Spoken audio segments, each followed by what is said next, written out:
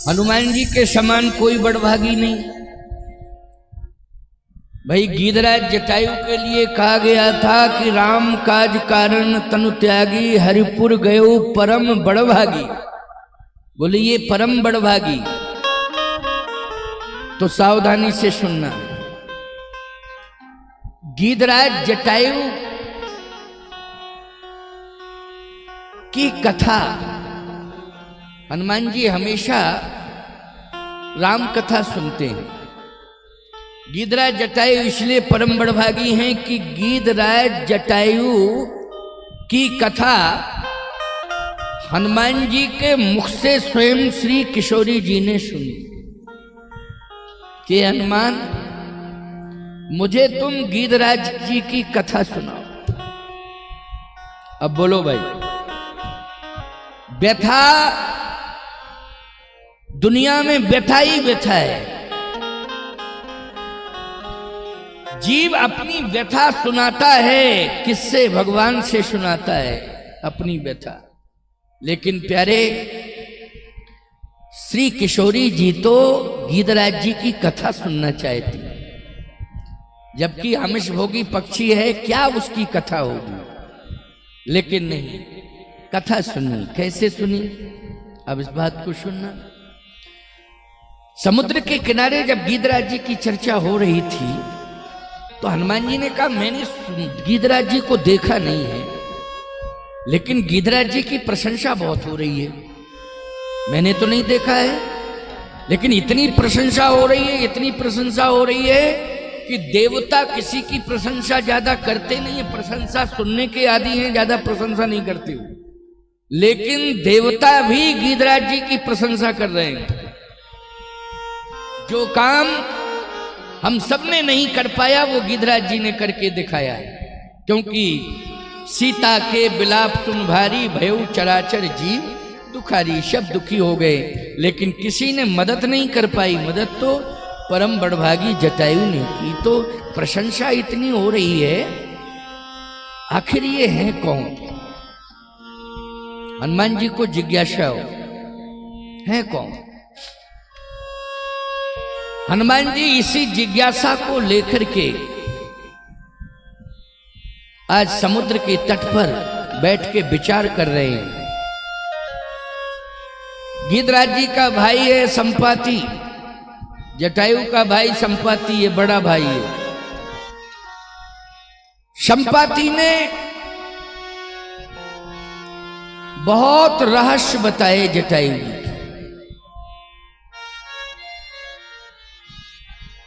संपाति ने अपने भाई के निधन का समाचार सुना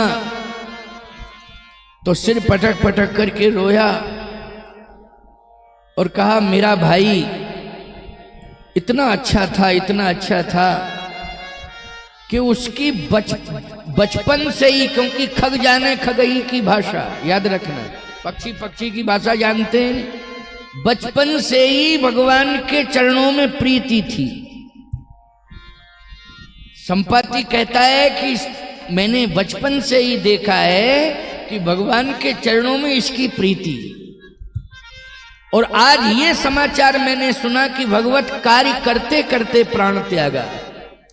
इसका मतलब सच्ची प्रीति थी, क्योंकि बचपन से भगवान के चरणों में प्रीति, और जब प्राण त्यागा तो भगवान के निमित्त त्यागा, भगवान के कार्य में प्राण त्यागा। संपाति कहता है जीवन का सच्चा लाभ तो मेरे भाई ने लिया है, लेकिन मैं और तो कुछ मदद नहीं कर सकता हूं, केवल इतनी मदद कर रहा हूं कि तुम सब परेशान हो। मैं दूरदृष्टि वाला हूं, यहीं से देख रहा हूं, घबराने की जरूरत नहीं है। लंका में अशोक वाटिका है, और उस अशोक वाटिका में सीता जी अशोक वृक्ष के नीचे बैठी हैं, ये मैंने कन्फर्म पता बता दिया। मैं लंका जा नहीं सकता हूं, लेकिन मैं इतना सहयोग कर रहा हूं कि पता बता रहा हूं कि सीता वो बैठी है। गीधें दृष्टि अपार, गीध की दृष्टि बहुत पैनी होती है, बहुत दूर तक का देखता है। समुद्र के इस तट पर है, लंका उस तट पर है, लेकिन देख करके कह रहा है कि मैं, अच्छा जो बात संपाति ने बताई वही बात विभीषण ने बताई। विभीषण जी ने भी यही कहा था कि श्री जानकी मैया कहाँ बैठी हैं? बोले अशोक वाटिका में बैठी। अशोक वाटिका में कहाँ बैठी? अशोक वृक्ष के नीचे बैठी। जो बात संपाति ने पहले बता दी, बाद में वही बात विभीषण जी ने बताई। तो संपाति कहता है कि मैं इतना ही सहयोग कर सकता हूं और तो मेरे अंदर क्षमता नहीं। लेकिन परम बड़भागियों की लिस्ट में संपाति नहीं आ पाया। क्यों? जो जटायु जी ने कार्य किया वो संपाति ने नहीं कर पाया। चाहने के बाद भी नहीं कर पाया। याद रखना, चाहता तो रावण का विमान वहीं से तो निकला है, समुद्र के किनारे से। रास्ता तो वही था, कोई बदला हुआ रास्ता नहीं था। चाहता तो ये युद्ध कर सकता था, लेकिन नहीं, ये खाने पीने से इसे फुर्सत नहीं है। ये तो बंदरों को देख करके कहता, आज सवन कर भक्षण करूं, आज सबको खाऊंगा मैं। कबहू न मिल भरे उदर आहारा, आज दीन विधे कई बारा। ये कहता है आज विधाता ने मुझे खाने पीने का एक ही साथ इंतजाम कर दिया, आज सबको इकट्ठा खाऊंगा। अच्छा बोलो भाई, ये रामकाज करेगा? बोलो। गीध का काम है कि मरे हुए जीव जंतुओं को खाना, जिंदा को नहीं खाता गीध। बोलो भाई, गीध का काम जिंदा खाने का है कि मरे को खाने का? जल्दी बोलो भाई। पहले गीध थे, अब तो गीध दिखाई ही नहीं देते, पता नहीं कहां चले गए गीध। पहले बहुत गीध थे, लेकिन आज गीध नहीं दिखाई दे रहे हैं। क्यों? गीध कहते हैं कि जब हमारा भोजन इंसान करने लगा तो हम भूखों मरें क्या? जहां मिलेगा वहां रहूंगा। सोचो जरा, शर्म करो। ये आमिष भोगी पक्षियों का भोजन है। हम इंसान हैं, हमें इससे बहुत दूर रहना है। खान पान की शुद्धि पर हमें विचार करना है। लेकिन संपाति ने अपनी प्रवृत्ति को त्यागा नहीं। उसने कहा कि आज श्रवण कर भक्षण करियो, आज सबको खाऊंगा। लेकिन जब सभी बंदरों ने गीधराज जी के यश का वर्णन किया तो फिर संपाति जो है रोने लगा। उसकी भूख चली गई, क्योंकि परिवार में किसी की मृत्यु का समाचार सुनते हो तो भूख चली जाती कि नहीं चली जाती? बोलो। चाहे जितनी भूख लगे, थाली सामने आती है और अगर दुखद समाचार मिल गया सुनने को तो बोलो थाली को दूर कर देते हो कि नहीं कर देते हो? कि ये सोचते हो बाद में सुनेंगे, पहले खा लेने दो? नहीं। दुखी तो पशु पक्षी भी होते हैं, इंसान की बात छोड़ो। इंसान को अनुभव नहीं होता है, इस बात का याद रखना, क्योंकि इंसान समझता नहीं है पशु पक्षियों के राज को। लेकिन जितना तुम दुखी होते हो ना, उतना ही पशु पक्षी भी दुखी होते हैं।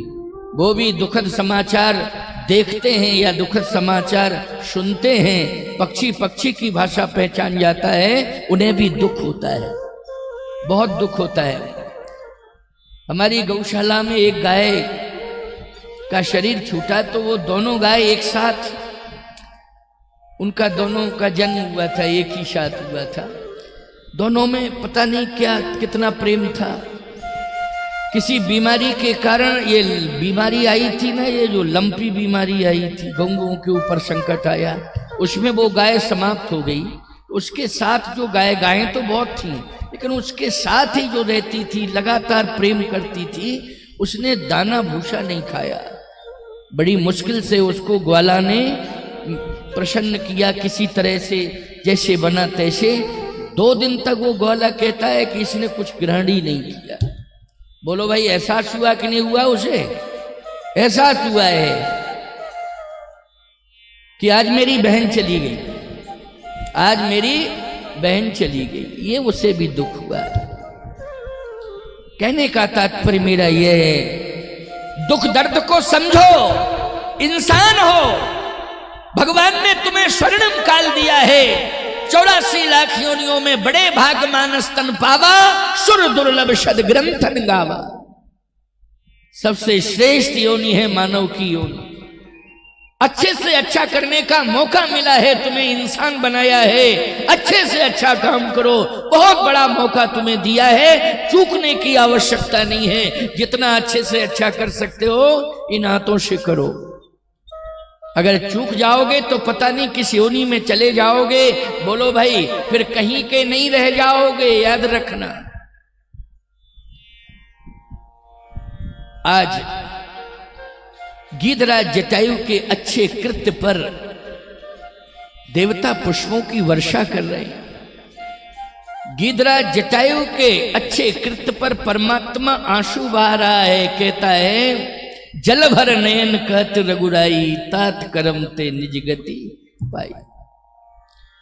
संपाति ने समुद्र के जल से जलांजलि श्रद्धांजलि दी जटायु। बोलो भाई, ये पक्षी करते हैं क्या? लेकिन कर रहे हैं। पक्षी भी सब कुछ करते हैं, ऐसा नहीं है। हम लोग समझ नहीं पाते हैं। ये जितने भी पक्षी हैं, ये कहीं ना कहीं याद रखना अपने कर्मानुसार इस योनि में प्रवेश किए हैं। ये पक्षी याद रखना।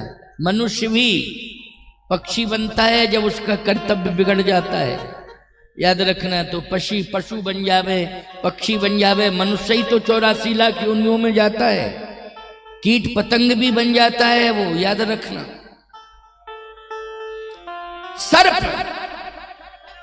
सर्प भी विषधर सर्प बन जाता है। न जाने क्या क्या नहीं बन जाता है कर्म के अनुसार। आज हनुमान जी महाराज बार बार आश्चर्यचकित हैं कि प्रशंसा इसमें हो रही है तो जटायु जी की हो रही है। जानकी जी का नाम बार बार आ रहा था, किशोरी जी का नाम बार बार आ रहा था कि इसने जानकी मैया की रक्षा की जटायु। तो हनुमान जी ने कहा, जानकी मैया के पास जाकर ही पूछेंगे कि मैया ये जटायु कौन थे? आपने तो देखा है उनको, आखिर उन्होंने आंखों देखा हाल क्या है आप बताएं। आपने तो आंखों देखा हाल, मतलब आंखों से देखा है, आपकी मदद की है उन्होंने, हैं कौन ये? बाकी तो कोई क्लियर नहीं बता पा रहा था। अच्छा काम किया, बहुत अच्छा काम किया, लेकिन किशोरी जी से मैया से मैं पूछूंगा जाकर। हनुमान जी के मन में ये बात आ गई। सावधान। हनुमान जी मन में सोच के चले कि मैया को प्रणाम करूंगा, प्रार्थना करूंगा, और मौका लगेगा तो जटायु जी के बारे में जरूर पूछूंगा।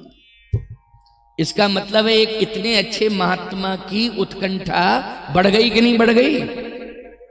महात्मा की उत्कंठा किसी जीवात्मा के प्रति बढ़ जाए, जिज्ञासा बढ़ जाए, तो ये समझ लेना कि वो सत्कर्म की पराकाष्ठा पर पहुंचा है जी, जिसके बारे में महात्मा स्वयं उत्कंठित है, जिज्ञासु है। वो जीव सत्कर्म की पराकाष्ठा पर पहुंच गया है। पैसे से ही सत्कर्म नहीं होता है, याद रखना। तुम सोचो महाराज मेरे पास पैसा नहीं है तो मैं तो कर नहीं सकता हूं। नहीं नहीं, शरीर है, श्वास है कि नहीं, हाथ पैर है कि नहीं? बोलो भाई। जिन बच्चों ने इस परिसर को साफ किया है, ईमानदारी से बताओ, क्या पैसे लिए हैं सबने? सेवाएं दी हैं उन बच्चों ने? बोलो। 2-2 बजे रात तक, 4-4 बजे तक लगे रहे, ये सब व्यवस्थित करने में लगे रहे। बोलो, सेवा दी कि नहीं दी? श्रम सेवा।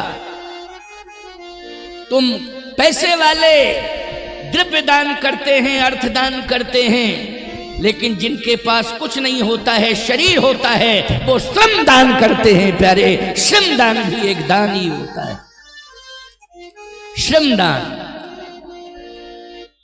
तो सीधी सी बात यह है, गीधराज जटायु के पास धन नहीं था, रुपया पैसा नहीं था, लेकिन उनके पास शरीर था। जितना बन पड़ा उतना किया। बोलो, किया कि नहीं किया? लेकिन ऐसा किया कि याद रखना, बड़े बड़े सत्कर्म करने वाले फेल हो गए, बड़े बड़े सत्कर्म करने वाले फेल हो गए गीधराज जटायु के सामने।